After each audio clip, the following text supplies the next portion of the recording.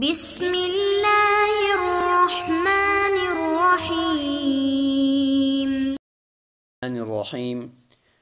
عزیز طلباء کرام، السلام علیکم ورحمۃ اللہ وبرکاتہ۔ مختصر القدوری کا سبق نمبر 47، اور آج ہم باب الجنائز اس کو مکمل کریں گے۔ اور آج کے سبق کے اندر نماز جنازہ اور دفن کے کچھ احکامات ہوں گے، اور نماز جنازہ کا طریقہ بتایا جائے گا، اور میت کو کیسے دفن کرنا ہے اس کا پورا طریقہ بتایا جائے گا، اور اسی فوتگی سے متعلق کچھ متفرق مسائل ہوں گے، ان کی تفصیل بیان کی جائے گی۔ تو سب سے پہلے ہم نماز جنازہ کا طریقہ اور اس کو پڑھنے کا پورا انداز یہ ہم بیان کریں گے، اور انشاءاللہ پھر تدفین کی طرف چلے جائیں گے۔ آخر میں کچھ متفرق مسائل ہوں گے۔ تو سب سے پہلے عبارت پڑھیں گے، اور اس کے بعد انشاءاللہ اسی کے ضمن میں یہ سارے مسائل آئیں گے۔ عبارت یہاں سے آج: وَيَقُومُ الْمُصَلِّي بِحَذَاءِ صَدْرِ الْمَيِّتِ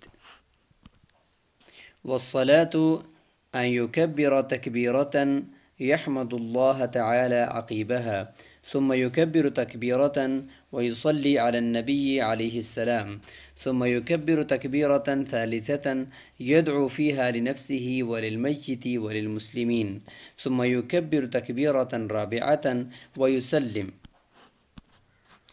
ولا يرفع يديه إلا في التكبيرة الأولى ولا يصلى على ميت في مسجد جماعات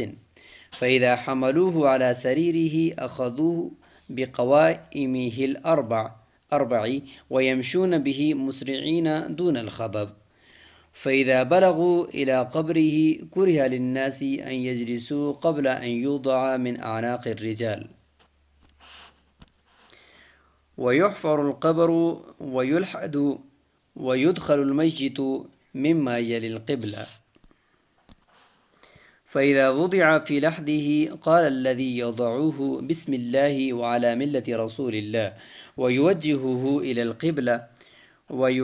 ويحل العقد ويسوي اللبن على اللحد ويكره الآجر والخشب ولا بأس بالقصب ثم يهال التراب عليه ويسنم القبر ولا يسطح ومن استهل بعد الولادة سمي وغسل وصلي عليه وإن لم يستهل أدرج في خرقة ودفن ولم يصلى عليه۔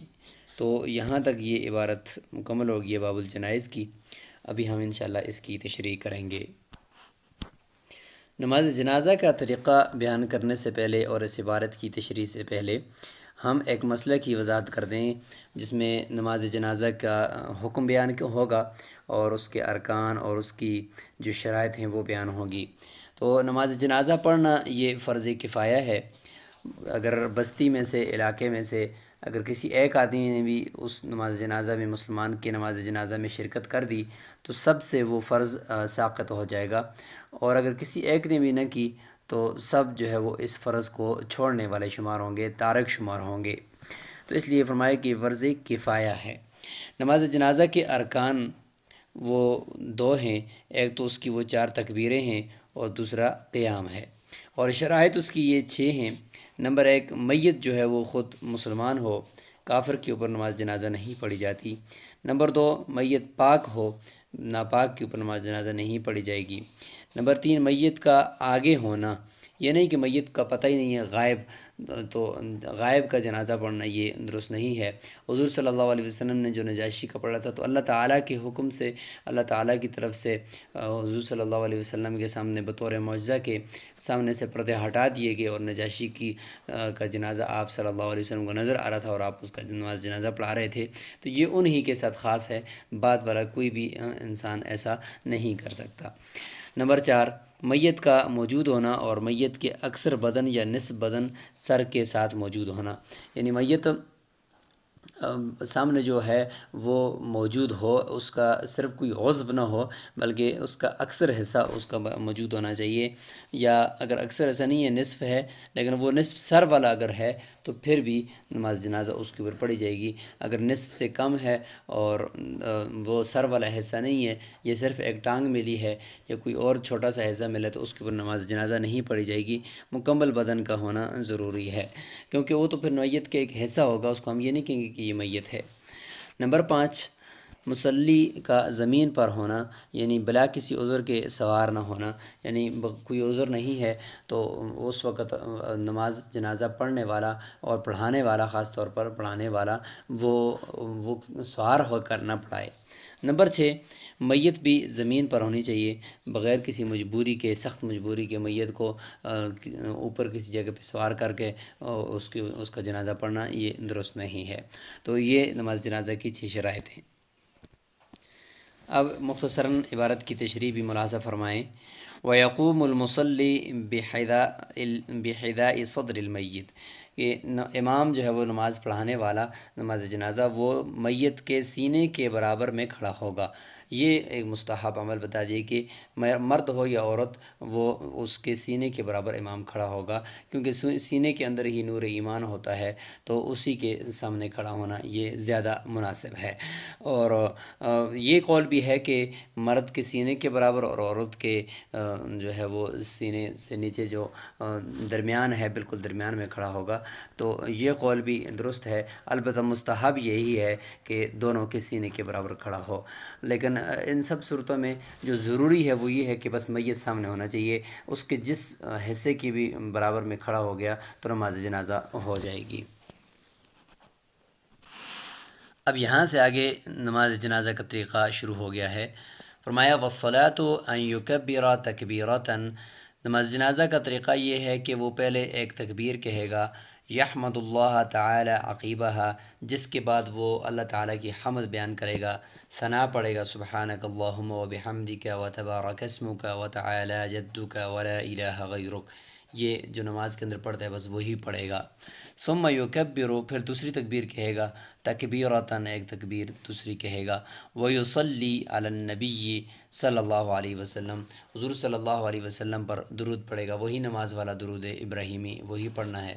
ثم یکبر تکبیرتاً، پھر دوسری تکبیر بلکہ تیسری تکبیر ہے، تکبیرتاً ثالثتاً، تیسری تکبیر کہے گا، یدعو فیہا لنفسہ وللمیت وللمسلمین، اس میں اپنے لیے، میت کے لیے اور تمام مسلمانوں کے لیے دعا کرے گا۔ اپنے لیے اس لیے کہ تاکہ اس کی بخشش ہو جائے اور اس کی دعا پھر قبول ہو جائے میت کے حق میں، تو اس لیے دعائیں بھی قرآن مجید میں سے ایسی سلیکٹ کرے کہ جس میں اپنے لیے بھی دعا ہو، مسلمانوں کے لیے بھی ہو اور اس میت کے لیے بھی ہو۔ وہ جو دعا بھی ایک منقول ہے، اللہم اغفر لحینا ومیتنا وشاہدنا وغائبنا وصغیرنا وکبیرنا الی آخرہ، یہ دعا بھی ہے۔ اور اس کے علاوہ ربنا اغفر لنا ولاخواننا الذین سبقونا بالایمان، یا ربنا اغفر لی ولوالدی وللمؤمنین یوم یقوم الحساب، یا رب اغفر لی ولوالدی ولمن دخل بیتی مؤمنا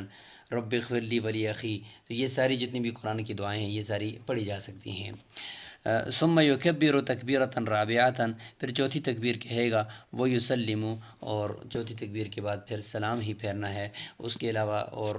چونکہ پڑھنا ہی کچھ نہیں ہے تو چوتھی تکبیر کہتے ہی سلام پھیر دے گا۔ ولا یرفع یدیہ الا فی التکبیرۃ الاولی، فرمایا کہ پہلے ہی تکبیر میں ہاتھ اٹھائے گا، اس کے علاوہ کسی ایک تکبیر کے اندر ہاتھ کانوں کی طرف نہیں لے جائے گا۔ ولا یصلی علی میت، یا ولا یصلی علی میت، نہیں نماز پڑھی جائے گی، نماز جنازہ کسی بھی میت پر، فی مسجد جماعت، جامع مسجد کے اندر، یا جہاں پہ ایسی مسجد جس کے اندر جماعت ہوتی ہے تو اس میں نہیں پڑھی جائے گی۔ اس کی وجہ یہ ہے کہ مسجد جو ہے وہ نماز پڑھنے کے لیے ہے اور 5 وقت کی نماز پڑھنے کے لیے ہے، نماز جنازہ پڑھنے کے لیے نہیں ہے۔ دوسرا یہ کہ مسجد کے اندر بھگدڑ مچنے کا خطرہ ہے، یا اس کے تلویث یا اس کے اندر کوئی گندگی پھیلنے کا خطرہ ہے، اگر میت کے سے خون وغیرہ چل رہا ہے، کچھ بھی ہو سکتا ہے کہ جس کی وجہ سے اگر نہ بھی ہو، لیکن یہ ہے کہ مسجد کے اندر چونکہ وہ 5 وقت کی نماز کے لیے ہے، اس کے علاوہ کسی اور کام کے لیے وہ نہیں بنائی گئی، کسی اور نماز کے لیے مثال کے طور پر جو نماز جنازہ ہے اس کے لیے تو اس کا مقصد نہیں ہے، اس لیے یہاں نہ پڑھی جائے۔ البتہ اگر کوئی عذر ہو یا بارش ہو، باہر کسی جگہ پہ نہ ہو، تو اگر اس طریقے سے کچھ صفیں وہ مسجد کے اندر آ جائیں نماز جنازہ پڑھنے والوں کی، تو یہ اس کی گنجائش ہے۔ اور اگر بالکل عذر ہو تو محراب کے اندر رکھ کر بھی نماز جنازہ پڑھنا میت کے اوپر یہ درست ہے، لیکن بشرطے کہ شدید عذر ہو، کوئی اور جگہ متبادل نماز جنازہ پڑھنے کی نہ ہو۔ اس صورت میں بھی اگر ایسا ہو کہ میت کو باہر رکھ دیا جائے، قبلے کی طرف سے باہر کوئی ایسا چھجا بنا ہو کہ جس کے نیچے رکھا جائے اور میت وہاں پہ محفوظ رہے اور لوگ جو ہیں وہ اندر مسجد کے اندر کھڑے ہوں، تو یہ طریقہ اگر کیا جائے تو یہ پھر سب سے بہتر ہوگا۔ اگر بالغ ہے چاہے مرد ہو یا عورت ہو تو اس کے لیے یہی دعا پڑھی جائے گی، اللہم اغفر لحینا و میتنا۔ اور اگر نابالغ ہے تو نابالغ میں پھر اگر بچہ ہے تو پھر وہ دعا ہے اس کی الگ سے، اللہم اجعلہ لنا فرطا واجعلہ لنا، اللہم اجعلہ لنا، یہ جو ہے کہ اے اللہ اس کو بنا دے ہمارے لیے، یعنی آگے جانے والا، آگے جا کر جو تیاری کرتے اس کو فرط کہتے ہیں، ہم سے آگے جانے والا، واجعلہ لنا، یعنی اس کو ہمارے لیے ذخراً آگے ذخیرہ بنا، واجعلہ لنا شافعا و مشفعا، اس کو شفاعت کرنے والا اور ایسا جس کی شفاعت کو قبول کیا جاتا ہے وہ ہمارے لیے بنا دے۔ اور اگر وہ عورت بچی ہے نابالغ بچی تو اللہم اجعلھا لنا فرطا واجعلھا لنا اجرا و ذخرا واجعلھا لنا شافعتا و مشفعا، یہ پھر نابالغ بچی کے لیے ہوگا۔ فَإِذَا حَمَلُوا، یہاں سے میت کو پھر اٹھانے کا ذکر ہے کہ جب نماز جنازہ ہو گیا تو اس کے بعد جتنا جلدی ہو سکے اس کو دفن کرنا ہے، اس میں تاخیر نہیں کرنی۔ جو درمیان میں میت کی زیارت کر رہے ہوتے ہیں اس میں کافی دیر لگ جاتی ہے، یہ طریقہ درست نہیں ہے۔ کوشش کریں نماز جنازہ سے پہلے ہی دیکھیں، اگر بعد میں کھولنا بھی ہے تو انتہائی مختصر اور فوراً اس کو دفن کی طرف لے جانا ہے۔ فَإِذَا حَمَلُوهُ، پس جب اس کو اٹھائیں گے علی سریری، اس کی چرپائی کے اوپر، اخذوا بقواہم الاربع، تو اس کو لیں گے پکڑیں گے چاروں وہ قوائم یعنی جو چرپائی کی چاروں پائے ہیں اور چاروں حصے، ان سب سے اس کو پکڑیں گے، ویمشون بہ مسرعین، اور وہ اس کو لے کر چلیں گے ذرا جلدی کریں گے، دون الخبب، لیکن یہ کہ اس کو حرکت نہیں دیں گے، بلکہ اس کو ایسا حرکت دینا ہے کہ جس سے میت چرپائی کے اندر وہ اچھل گیا ہو، اچھل رہا ہو، یا اس کی جو میت ہے اس کو گرنے کا خطرہ ہو، تو خبب یعنی وہ حرکت زیادہ اس کے اندر نہ آئے، بلکہ اطمینان کے ساتھ، سکون کے ساتھ، تھوڑا سا تیز قدموں کے ساتھ چلیں گے، یعنی دوڑیں گے نہیں اس کو لے کر۔ خبب کا معنی کہ جس کی وجہ سے میت حرکت کرنے لگ جائے یا اوپر سے اس کا چرپائی سے وہ الگ ہونے کا اس کا خطرہ ہو، تو مسرعین، تیز تو چلیں گے لیکن یہ کہ اس کے اندر اتنا بھی تیز نہ ہو کہ خبب کا معنی یعنی دوڑنے لگ جائیں اور اس کی وجہ سے کہیں راستے میں میت کو کوئی خطرہ نہ ہو جائے۔ فَإِذَا بَلَغُوا إِلَىٰ قَبْرِهِ، پس جب وہ اس کی قبر تک پہنچیں گے،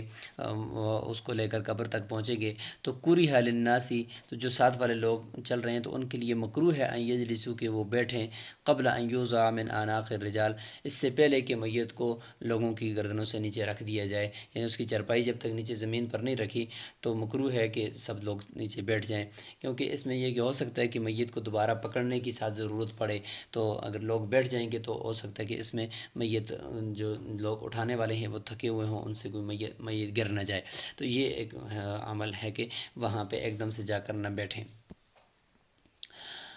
آگے قبر سے متعلق ہے کہ قبر کیسی ہونی چاہیے اور اس میں میت کو داخل کس طرح کیا جائے گا، تو اس میں ایک یہ کہ وَيُحْفَرُ الْقَبْرُ، قبر کو اس کے لیے کھودا جائے گا، وَيُلْحَدُ، اور لحد قبر بنائی جائے گی۔ لحد قبر یعنی اگر زمین سخت ہو اور وہ مٹی جو ہے وہ نرم نہ ہو تو اس میں یہ ہے کہ قبر کو یعنی نیچے کھڈا کھود کر پھر قبلے کی جانب نیچے سے قبلے کی جانب الگ سے ایک جگہ بنا کر الگ سے زمین کے اندر ایک ڈبہ بنا کر وہاں پہ میت کو رکھ دیا جائے. پھر جو پہلے کھڈا کھودا ہے تو اس میں کچی اینٹوں کے ساتھ اس کو لگا کر پھر اس میں مٹی بھر دی جائے. یہ ہے لحدی قبر. اور شقی قبر یہ ہے اس کے مقابلے میں شقی قبر ہوتی ہے. شق کا معنی ہوتا ہے کہ بس نیچے اس طرح زمین کو کھود دینا سیدھا سیدھا اور اس کی سائڈوں میں دیواریں وغیرہ لگا دینا، جس طریقے سے عام طور پر یہ عجمی علاقوں کے اندر یا ایسے علاقوں کے اندر جہاں پر زمین نرم ہے تو وہاں پہ پھر وہ طریقہ نہیں کیا جا سکتا کہ دائیں قبلے کی طرف جو ہے وہ الگ سے ایک ڈبہ بنا کر اس میں ڈال دیا جائے میت کو، کیونکہ زمین کے مل جانے کا فوراً خطرہ ہوتا ہے اور یا گر جانے کا خطرہ ہوتا ہے. تو اس لیے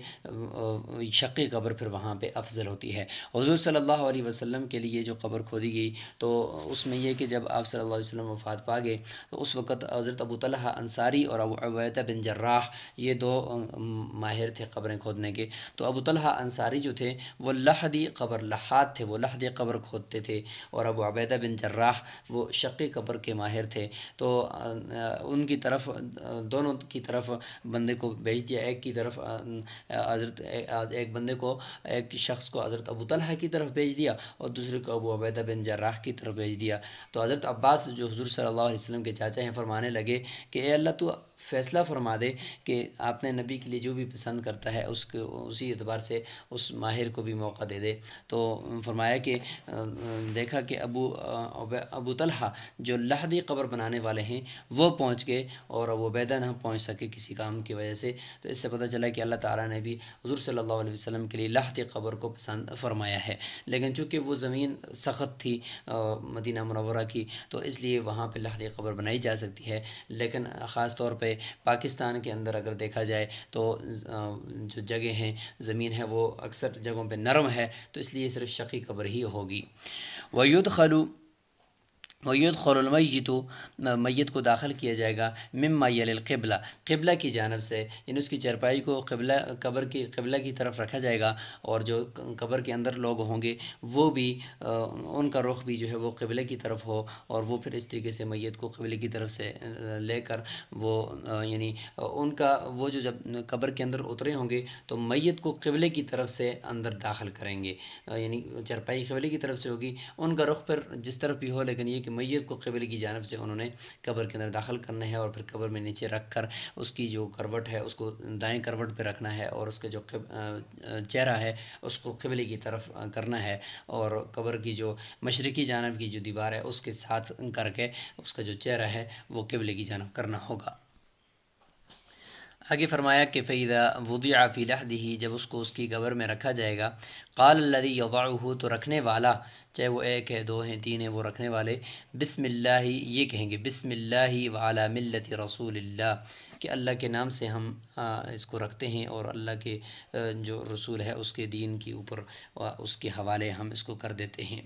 تو یہ وہ ساتھ ساتھ پڑھتا رہے گا کہ بسم اللہ وعلی ملت رسول اللہ. قریب کے لوگوں کو بھی چاہیے کہ وہ بھی یہی پڑھتے رہیں. وَيُوَجِّهُهُ إِلَى الْقِبْلَةِ اور اس کو قبلے کی طرف متوجہ یعنی اس کی رخ کو پھیرے گا اور اس کے چہرے کو قبلے کی طرف کرے گا. وَيَحِلُّ یحل یہاں پہ زیادہ مناسب ہے حل یحل اور وہ اس کی گرہ کو کھول دے گا، یعنی کفن کو جو گرہ لگائی تھی سر کی طرف سے پاؤں کی طرف سے وہ اس لیے لگائی تھی کہ تاکہ کفن کھل نہ جائے. اب چونکہ قبر کے اندر رکھ دیا اب کھلنے کا اندیشہ نہیں ہے تو اس لیے اب اس گرہ کو کھول دے. وَيُصَبِّ اللَّبِينَ عَلَى اللَّحْدِ اور چونکہ لحدی قبر ہوگی تو قبلے کی جانب اس کی الگ ایک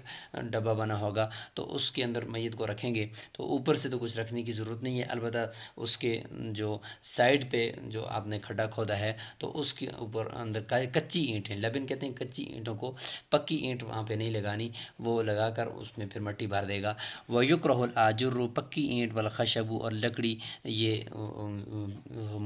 مکروہ ہے. ولا بأس بالقصب البتہ بانس جو ہے وہ اس میں کوئی حرج نہیں ہے. یعنی چونکہ قبر جو ہے وہ بوسیدہ ہونے والی چیز ہے اس کو کوئی ایسی چیز نہ لگائی جائے کہ جس سے اس کے اندر ہمیشگی ہو اور ہمیشہ کے لیے وہ رہے اور وہ پکی ہو جائے، یہ مناسب نہیں ہے، یہ مکروہ ہے کیونکہ وہ پھر بوسیدہ ہونے کی چیز تو نہ رہی نا. تو شریعت کا مزاج بھی یہی ہے کہ قبر جب ایک دفعہ ختم ہو جائے اس میں پھر قیامت تک آنے والے انسان یہاں پہ دنیا میں بسیں گے تو وہ پھر اس میں دوبارہ ان کو دفن کیا جا سکتا ہے. جب قبر ایک دفعہ ختم ہو جائے، اس کے آثار مٹ جائیں، اس کے اوپر تعمیرات پھر اس جگہ پہ ہو سکتی ہیں. تو اب ایک دفعہ جب قبر پکی ہوگی تو وہ تو کئی صدیوں تک پھر وہ پکی رہے گی، اور اس جگہ کے اندر پھر اور کچھ بھی نہیں کیا جا سکتا. تو اس لیے یعنی اس حکمت کے تحت کہ کہیں ایسا وقت نہ آ جائے کہ پھر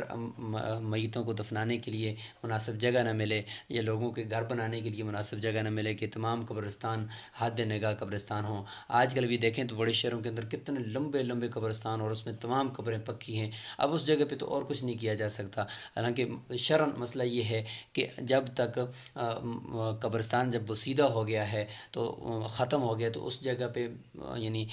تعمیرات بھی کر سکتے ہیں، اور اس جگہ پہ کوئی دوسرا مردہ بھی دفن کر سکتے ہیں. تو اب دیکھیں اگر یہ ساری قبریں کچی ہوں تو پھر ایک ہی قبرستان کے اندر جو ہے وہ نسلاً در نسل وہ قبرستان بھی چلتا رہے، اس میں کوئی بھی مسئلہ نہ ہو. اس طریقے سے مسجد نبی کے قریب جو جنت البقیع ہے، دیکھیں 1400 سال سے اس میں مردے دفن کیے جا رہے ہیں. اگلے جو ہیں وہ اس میں ختم ہو جاتے ہیں، یا ان کی ہڈیاں جو ہے وہ ختم ہو جاتی ہیں جب، تو اس میں کوئی اپنا ایک نظام بھی ہے. لیکن اس کے باوجود وہاں پہ اسی قبر کے اندر کتنے مردوں کو دیکھیں بار بار دفن کیا جا رہا ہوتا ہے. تو دوسرا یہ کہ اس میں یہ مسئلہ بھی آپ یاد رکھیں کہ قبر کے اندر پختہ جو بلاک لگائے جاتے ہیں، یعنی سیمٹی بلاک لگائے جاتے ہیں، یا اس کے اوپر سیمٹی جو سلیٹیں لگائی جا رہی ہیں، کہ حالانکہ اوپر لکڑی ہونی چاہیے، لیکن ہے کہ کہیں پہ اگر لکڑی دستیاب نہیں ہے، اتنی زیادہ لکڑی نہیں ہے، لیکن پتھر البتہ موجود ہے، جو آج کل پتھر تراش کر بنائے جاتے ہیں، یا یہ کہ سلیٹ سیمٹی بنائی جاتی ہے، یا اندر قبر کی جو دیواریں ہیں اس کے اوپر بلاک لگائے جاتے ہیں. تو ان سب چیزوں کی پھر جہاں پہ سخت ضرورت ہو کہ پتھر نہیں دستیاب ہے، زمین نرم ہے، تو وہاں پہ جو بغلی قبر ہے وہ بھی نہیں بن سکتی، شقی قبر ہی بنے گی. تو اس صورت کے اندر پھر یہ حکم ہے کہ اس مجبوری میں بلاک لگانے کی پھر گنجائش معلوم ہوتی ہے، اور اوپر بھی وہ سلیٹ لگانے کی گنجائش معلوم ہوتی ہے. لیکن اگر کہیں پہ اگر یہ ساری چیزیں دستیاب ہیں، پتھر دستیاب ہے، لکڑی دستیاب ہے، یا بغلی قبر جو ہے وہ وہاں پہ بنائی جا سکتی ہے، تو اس صورت کے اندر پھر دوسری قبر بنانا یہ بھی پھر مکروہ ہوگا، یہ درست نہ ہوگا، اور اس طریقے سے پکی چیزوں کو استعمال کرنا بھی درست نہ ہوگا. ثم یحال التراب علیہ، پھر مٹی اس کے اوپر ڈالی جائے گی، یعنی قبر کے اوپر سلیٹ یا لکڑی وغیرہ رکھ کر اس کے اوپر مٹی ڈالی جائے گی. وَيُسَنَّمُ الْقَبْرُ، اور قبر کو کوہان نما یعنی اونٹ کی کوہان کی طرح گول بنایا جائے گا، اس کو چوکور نہیں بنایا جائے گا. وَلَا يُسَطَّحُ، اور اس کو زمین کی سطح کے برابر چوکور کر کر، یعنی چاروں اس کے کونے بنا کر پھر اس کو زمین کی سطح کے برابر کر کے درمیان سے ایک کھبا اوپر کو بنا دینا، یہ کونے اس کے نہیں بنائے جائیں گے. اور یُسَطَّحُ کا معنی زمین کی سطح کے برابر کر دینا اس کو، اور اوپر سے یعنی بالکل زمین کی سطح کے برابر کرنا بھی مناسب نہیں ہے، اور نہ ہی اس کو چار کونے اس کے بنا کر اور اس کو پھر اونچا کرنا اور زیادہ بلند کرنا، یہ بھی درست نہیں ہے. یسنم کو معنی گولائی رکھنی ہے اس کی پورے سائڈوں سے، یعنی جس اونٹ کی کوہان ہوتی ہے اوپر، اس طرح گول رکھنا ہے. وہ من استحل، آخر میں ایک مسئلہ بیان کر دیا کہ اگر کوئی بچہ ایسا ہے کہ اس نے وہ من استحل بعد الولادتی، یعنی پیدائش کے بعد اس نے کچھ آواز نکالی ہے، یا زندگی کے کچھ نہ کچھ آثار اس کے پائے گئے ہیں، یعنی رو گیا ہے وہ، یا اس نے جمائی لے لی ہے، کچھ بھی ہے، اگر اس نے استحلال اس کو کہتے ہیں کہ اس کے اندر زندگی کے کچھ آثار پائے گئے ہیں، تو سمیہ، اس کا نام رکھا جائے گا. غسل، غسل بھی اس کو دیا جائے گا. وصلی علیہ، اور اس کے اوپر نماز جنازہ بھی پڑھی جائے گی. وَإِن لَمْ يَسْتَحِلَّ، اگر اس نے کوئی بھی زندگی کا کہ کوئی بھی آثار نہیں پائے گئے، کوئی اس نے حرکت نہیں کی، کچھ اس نے ہاتھ پاؤں نہیں ہلائے، جمائی نہیں لی، آنکھیں نہیں کھولی، کچھ بھی نہیں کیا، تو ادرج فی خرقۃ، تو اس کو ایک کپڑے کے اندر ڈال دیا جائے گا، اور کپڑا اس کے اوپر لپیٹ دیا جائے گا. ودفن، اور اس کو دفن کر دیا جائے گا. ولم یصلی علیہ، اس کے اوپر نماز جنازہ نہیں پڑھی جائے گی. تو یہاں پر یہ باب مکمل ہو گیا ہے. اب کچھ متفرق مسائل مختصراً ان کا ذکر کرتے ہیں.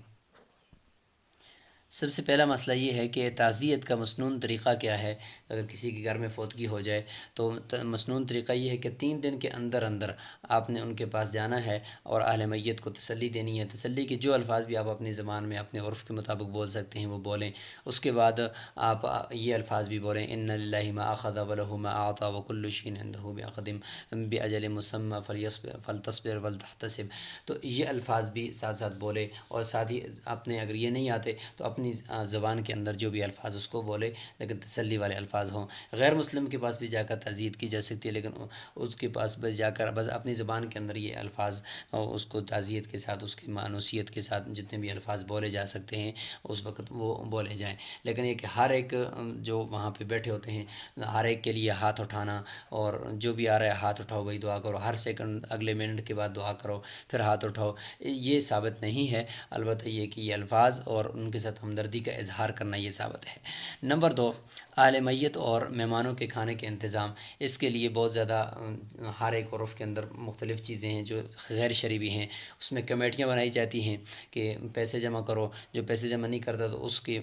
فوتگی، اس کے گھر والوں کے اندر اگر کوئی رشتہ داروں میں فوتگی ہو جائے تو دوسرے اس کے ساتھ کسی قسم کا کوئی تعاون نہیں کرتے۔ تو یہ چیزیں ساری غلط ہیں۔ البتہ یہ کہ شرم یہ ہے کہ ایک دن اور ایک رات کا کھانا، یہ 2 ٹائم کا کھانا کم از کم یہ پڑوسیوں کا حق ہے کہ وہ اہل میت کو کھلائیں، تاکہ ان کے گھر کے اندر غم آیا ہے وہ پکا نہیں سکتے، ان کو اور ان کے مہمانوں کو کھلائیں۔ اور اگر مہمان زیادہ ہیں 3 دن کے اندر اندر وہ واپس نہیں جا سکتے، کافی بڑے دور شہروں سے آئے ہوئے ہیں، ٹکٹ کے مسائل ہیں، وہ 3 دن وہاں رہ رہے ہیں، تو اس صورت میں 3 دن تک بھی پڑوسی انتظام کر سکتے ہیں۔ اس کے لیے اگر وہ اسی وقت ہی فی الحال یعنی اپنی خوشی سے کوئی جمع کرنا چاہیں رقم اور وہ اس سے جا کر کوئی کھانا بنا لیں، یہ تو درست ہے، لیکن باقاعدہ کمیٹی کی ترتیب میں بہت سارے مسائل ہیں اور بہت سارے غیر شرعی امور ہیں جو کمیٹی کے اندر ہیں، اور کمیٹی بنانا اس طرح حوالے سے اور ہر ایک کے اوپر محلے کے اوپر پیسوں کو لازم کرنا یہ بہرحال درست نہیں ہے، اور اس میں بہت سارے مفاسد بھی ہیں۔ اور نمبر 3، قرآن خوانی اور ایصال ثواب کا مسنون طریقہ یہ کیا ہے؟ تو وہ اس کے لیے کوئی دن منتخب کرنا شریعت میں یہ درست نہیں کہ بھئی جمعہ والے دن ہی ختم پڑھانا ہے، باہر سے لوگوں کو منگواتے ہیں قرآن خوانی کرنے کے بعد۔ تو یاد رکھیں ایصال ثواب کے لیے جو قرآن پڑھا جائے یا پڑھایا جائے اس کے اوپر کھانا کھلانا یا اس کے اوپر کوئی اس کی اجرت دینا یہ بالکل جائز نہیں ہے۔ البتہ گھر کے اندر بہتر طریقہ یہ ہے کہ سارے رشتہ دار بیٹھیں، جتنا درد ان کو لگا ہے تو وہ جس درد کے ساتھ پڑھیں گے، اس کے اتنا باہر سے آنے والا آدمی نہیں پڑھ سکتا، تو وہ سارے بیٹھ کر قرآن خوانی پڑھیں، جتنا قرآن انہوں نے پڑھ لیا ہے وہ پڑھ کر پھر اس دن اس کو بخش دیں۔ اگر کسی مدرسے کے اندر جا کر پیغام پہنچا دیں کہ ہمارے فلاں میت کے لیے ایصال ثواب کر دیں، اور بہترین طریقہ یہ ہے کہ کوئی بھی عبادت آپ کریں اور اس کا ثواب جو ہے وہ اللہ تعالیٰ سے دعا کریں کہ اللہ اس کا ثواب میرے فلاں میت کو پہنچا دے، یہ ایصال ثواب کا بہترین طریقہ ہے۔ پھر اس کے ایصال ثواب کے لیے کسی مسجد کے اندر حصہ ڈال دیا، یعنی کوئی راستہ بن رہا ہے اس میں حصہ ڈال دیا، کہیں بھی کوئی رفائی کام ہو رہا ہے اس میں ڈال دیا، تو اس سے کیا ہوگا کہ اکاؤنٹ ایک کھل جائے گا کہ جب تک وہ لوگ اس کو استعمال کرتے رہیں گے تو اس وقت تک اس میت کو اس کا ثواب پہنچتا رہے گا۔ تو یہ سب سے بہترین طریقہ ہے۔ باقی اس کے لیے جتنے بھی وہ تیجے ہیں 40ویں ہیں، یا یہ کہ دن متعین کر کے اس کے اندر ختم پڑھانا اور دکھلاوے کے لیے خیراتیں وغیرہ کرنا اور یہ چڑھاوے کرنا، یہ سب چیزیں غیر شرعی ہیں، ان کے کرنے کی ضرورت نہیں ہے۔ تو باب الجنائز مکمل ہو گیا ہے۔ آپ سے درخواست ہے کہ آپ اس میں کفن کا مسنون طریقہ، عورت کا کفن، مرد کا کفن، نماز جنازہ کا طریقہ، یہ ساری چیزیں آپ نے اچھی طریقے سے دیکھنی ہیں اور ان کو اچھی طریقے سے یاد کرنا ہے۔ السلام علیکم ورحمۃ اللہ وبرکاتہ۔